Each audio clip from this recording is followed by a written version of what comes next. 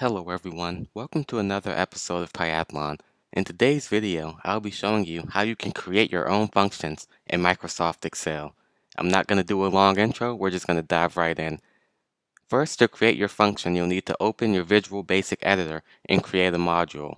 If you're not sure how to do that, then go check out our VBA playlist on our channel, and we can show you how you can get your Developer tab, open up the VB Editor, and create modules in it. Once you get here, the next thing you need to do to create a function is type the word function, which lets VBA know that you're creating a user-defined function. And then the next thing you'll type is the name of your function. So we're just going to make a simple greeting function. So we'll call this function greeting. And then you need parentheses. And inside of these parentheses, you'll need to create your parameter and tell VBA what data type is this parameter. So we're just going to have a parameter called name. And that's going to be a string, and you'll need the as keyword between the name of your parameter and the data type of that parameter. Each function in VBA also has a return value, so here we'll let it know what kind of value would we like to return. So here we're telling, actually that should be string, not double, but here we're telling VBA what kind of input to expect, and here we're telling VBA what kind of output to expect. And in this simple function, all we'll do is we'll have greeting, make sure you spell everything correctly, equals name, and actually let's do it this way. We'll have greeting equal hello with a space, ampersand, name. The name of your function will automatically create a variable that will be the return value of your function. So since the name of this function is greeting, we'll have this greeting variable, and you just set that equal to whatever you would like your return value to be. So here we're going to return hello plus the name, and that will be our greeting. Now we're going to move on to another example where I'll actually deal with some numerical input, and we'll return the cube of a number. So remember, the square of a number is the number times itself. The cube of a number is that number times itself again. So I'll show you how you do that. So we'll call this function cube number. We'll call it num, short for number, as double. And we'll also return a double. Notice how VBA automatically adds this end function at the end of your function. And here we'll set cube number equal to num times num times num. And I'll just clean up that white space a little bit. And now this function will take in a number that's a double and also return a double. And remember, your name of your function will automatically be created into a variable that will hold your return value. So here we'll be returning this cube number value that will be the number times itself again. All of our functions have just been these really simple functions where we only have one line of code in the body of our function. But in VBA you can have more complicated functions, and we'll create one of those now. We'll have function, and we're going to calculate the square root of a number in this function. And we'll use num as double. Hopefully by now you're starting to really understand the way these functions are created. And we'll return double. Also, I like to indent similar to the way Python forces you to indent. VBA does not force you to indent, but it does make your code look a lot better, so I do it here anyway. And when you're calculating the square root, you can't take the square root of a negative number, so we'll just have an if statement. We'll say we're using num here. If num is less than 0, then we'll exit our function. And I'll explain what this statement means in a second. What exit function really does is it just exit your function. So if number is less than 0, then we'll just exit this function so that we can make sure we don't have any errors in our program. And if it's greater than or equal to 0, then we'll take this calculate square root, and we'll set that equal to sqr num. Now sqr is actually an Excel function. When you're creating a user-defined function, you can always use predefined Excel functions inside of your user-defined function. Now we have an if statement. We have to end our if statement. And now we can use this function to calculate the square root of any number we would like to pass in.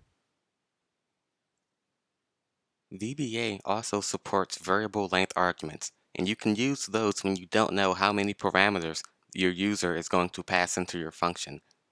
So in this example we're about to take a look at, imagine you want a function that adds up multiple numbers, but you don't know how many numbers they want to add up. To create a variable length function, we'll once again do function. We'll call this function total sum. And to let VBA know we're going to pass in a variable length argument, we'll have our param array var with parentheses on the end. This is letting VBA know we're going to have multiple arguments coming in and we don't know how many. And we'll say as variant. Since we don't know how many there are, we need to use the variant data type. And now we need to let VBA know what we'll be returning, which will be a double since we're taking a sum. Now since you don't know how many arguments there are or what data types they are, someone might pass in one string, and so in order to avoid total sum being set to a string and giving us an error since we're expecting to return a double, we're going to use a temporary variable. We'll just call it temp var, and we'll make that a double. And we'll also need to loop through all of the parameters that the user inserts. So we're going to use a simple tracker variable to keep track of where we are in that loop. And now we'll create our loop. So we'll start at the lower bound of the number of input we've received. So if we have 7 inputs from the user, the lower bound of that would be 1, and the upper bound of that would be 7. So we're essentially saying from 1 to 7 here, based on our example of having 7 arguments coming from the user. And we'll use ubound, which gives us the upper bound. Okay, apparently there is an error somewhere. So let's see where we went wrong. That actually looks fine, so we'll move on and type next. I believe that's why we were getting our error, because we didn't have that next typed yet. And then in here we'll just have a one-line if-then statement.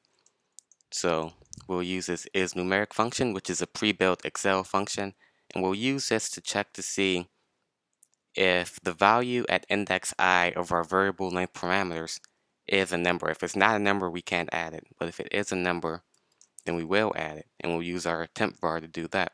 So we'll say temp var equals itself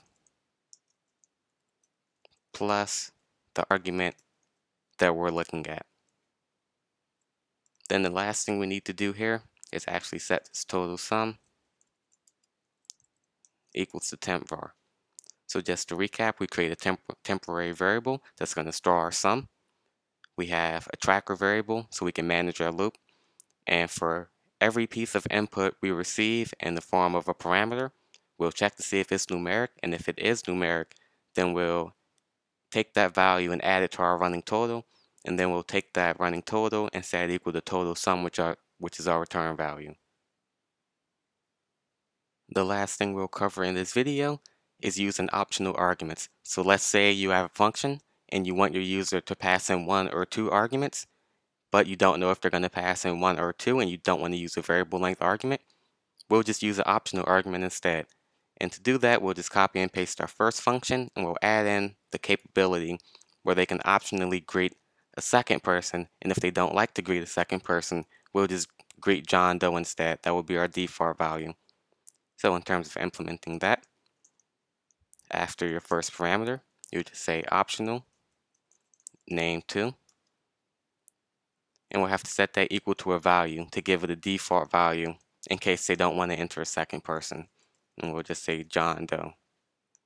And then we can change our grading variable to also say and hello. And then we'll add another ampersand and say name2.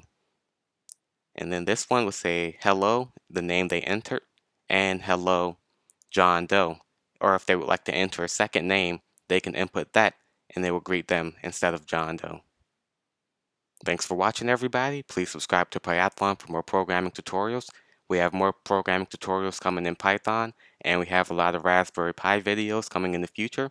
So if you're interested in Python or data analytics or microcontrollers or programming a single board computer, then stay tuned for all those videos. Thanks for watching, and I'll see you in the next video.